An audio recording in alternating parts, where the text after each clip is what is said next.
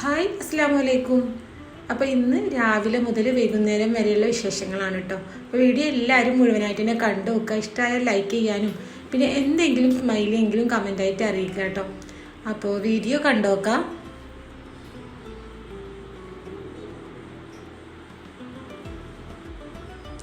അപ്പോൾ രാവിലെ തന്നെ വെളിച്ചെണ്ണൻ്റെ ബോട്ടിലൊന്ന് ഫില്ല് ചെയ്യാണ്ടായിരുന്നു. അപ്പോൾ ആദ്യം തന്നെ അതൊന്ന് ചെയ്യാണ്.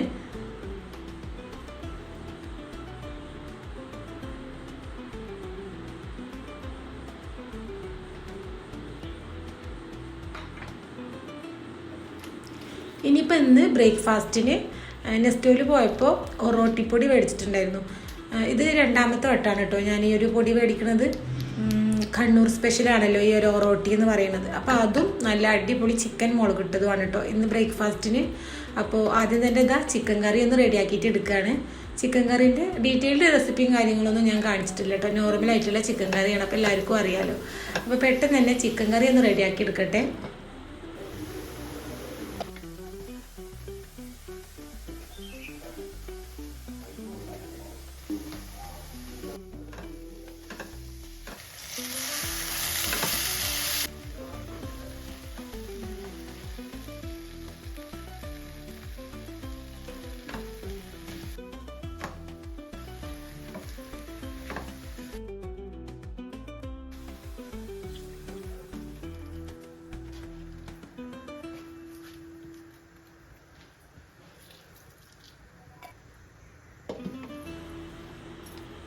പിന്നെ ഇതാ ഒറോട്ടിക്ക് ഞാൻ കുഴച്ച് വെച്ചിക്കണേ.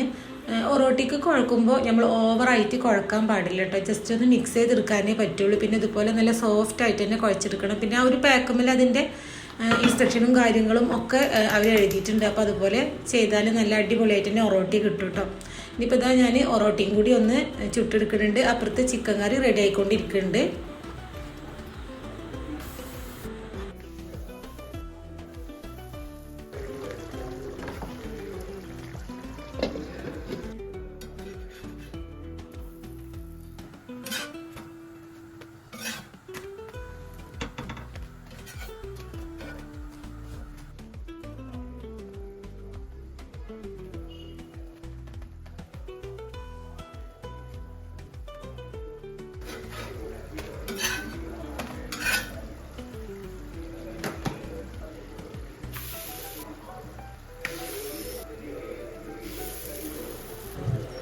അങ്ങനെ ഇതാ ചിക്കൻ കറിയും റെഡി ആയിക്കണ്. ഒറോട്ടി ഇതാ ചുട്ട് കഴിയാറായിക്കണം കേട്ടോ. അങ്ങനെ ബ്രേക്ക്ഫാസ്റ്റും കാര്യങ്ങളും ഒക്കെ റെഡിയായി.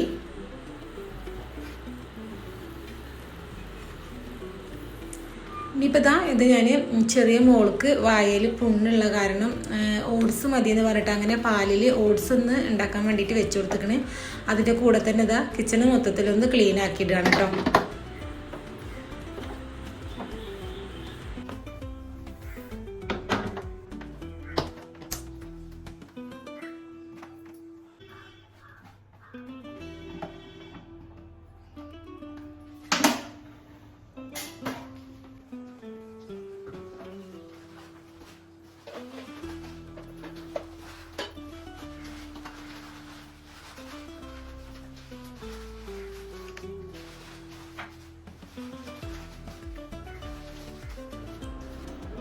കിച്ചൺ ക്ലീനിങ് കഴിഞ്ഞിട്ട് പിന്നെ ഇതാ ബെഡ്റൂമിൽ വന്നിട്ട് ഇനിയിപ്പോൾ ബെഡ്ഷീറ്റൊക്കെ ഒന്ന് നല്ലപോലെ വിരിച്ചിടട്ടെ.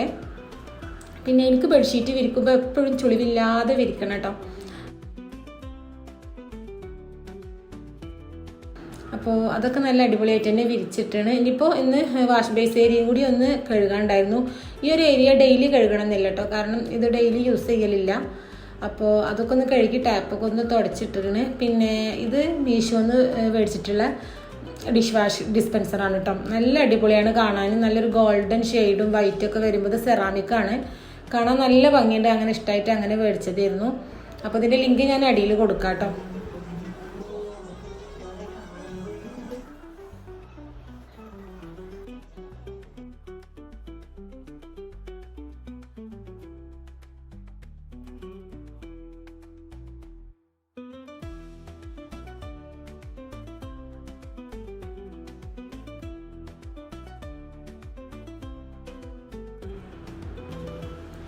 ഇനിയിപ്പോൾ ഒന്നുമില്ല പണി എന്ന് പറഞ്ഞാൽ സിറ്റ് ഔട്ടിലുള്ള ഈ ഒരു ഹാങ്ങിങ് പ്ലാന്റിനും പിന്നെ കുറച്ച് പ്ലാന്റ്സിനൊക്കെ ഒന്ന് വെള്ളം ഒഴിച്ചു കൊടുക്കാണ്ട് ഉള്ളിലുള്ളത് കേട്ടോ, അതൊന്നും ഒഴിച്ചു കൊടുക്കേണ്ട ആവശ്യമില്ല.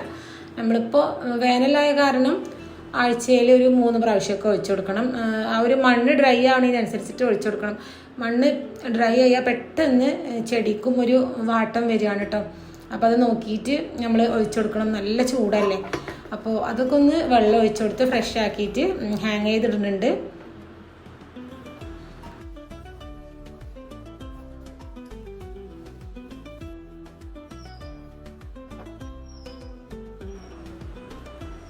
അങ്ങനെ രാവിലത്തെ ക്ലീനിങ്ങും കാര്യങ്ങളൊക്കെ കഴിഞ്ഞ് പിന്നെ ഇത് വൈകുന്നേരമാണ് കേട്ടോ. ഇന്ന് വൈകുന്നേരം സ്നാക്കായിട്ട് പപ്സാണ് കേട്ടോ ഉണ്ടാക്കുന്നത്, ചിക്കൻ പപ്സ്. അപ്പോൾ അതിന് വേണ്ടിയിട്ടുള്ള മസാല ഒന്ന് റെഡിയാക്കി എടുക്കുകയാണ്. ഒരു 3 വലിയുള്ളി ചോപ്പ് ചെയ്തതും ഇഞ്ചി വെളുത്തുള്ളി പച്ചമുളക് ചതച്ചതും കൂടി ചേർത്തിട്ട് ഉള്ളി ഒന്ന് വഴറ്റിയെടുത്തിരുന്നു. ഉള്ളി നല്ലോണം ഒന്ന് സോഫ്റ്റായി വഴന്ന് വന്നാൽ അതിലേക്ക് കുരുമുളക് പൊടി, ഗരം മസാല, കുറച്ച് മുളക് പൊടി, കുറച്ച് മല്ലിപ്പൊടി, മഞ്ഞൾപ്പൊടി, 1 ടീസ്പൂൺ ചിക്കൻ മസാല, പൊടികളൊക്കെ നല്ലോണം വഴന്ന് അതിൻ്റെ ആ ഒരു പച്ച ചോയൊക്കെ മാറി വരുമ്പോൾ ഞാൻ അതിലേക്ക് ഒരു 1/2 ക്യാപ്സിക്കം ഇട്ട് കൊടുത്തിരുന്നത്. ഞാനിവിടെ യെല്ലോ ക്യാപ്സിക്കാണ് ഇട്ടിട്ടുള്ളത്, ഏതായാലും കുഴപ്പമില്ല. പിന്നെ അതിലേക്ക് ഒരു 3 ടേബിൾ സ്പൂണും കുക്കിംഗ് ക്രീം ഒഴിച്ച് കൊടുത്തിരിക്കുന്നത്, ഫ്രഷ് ക്രീം. എല്ലാതും കൂടി നല്ലോണം ഒന്ന് മിക്സ് ചെയ്തിട്ട് ഫ്രൈ ചെയ്തിട്ട് ക്രഷ് ചെയ്തിട്ടുള്ള ചിക്കനും കൂടി ചേർത്ത് നല്ലോണം ഒന്ന് മിക്സ് ചെയ്തെടുക്കാം.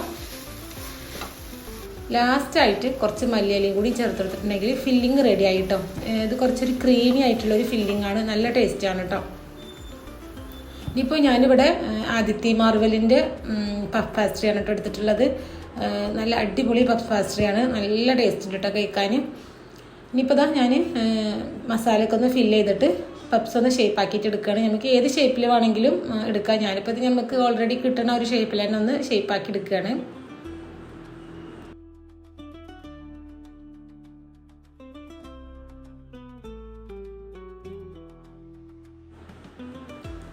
അപ്പോൾ ഞാൻ എല്ലാവരും ഷേപ്പാക്കി എടുത്തിരിക്കുന്നത്. അതിൻ്റെ മുകളിലായിട്ട് ഒന്ന് എഗ് വാഷ് ചെയ്ത് കൊടുക്കുകയാണ്.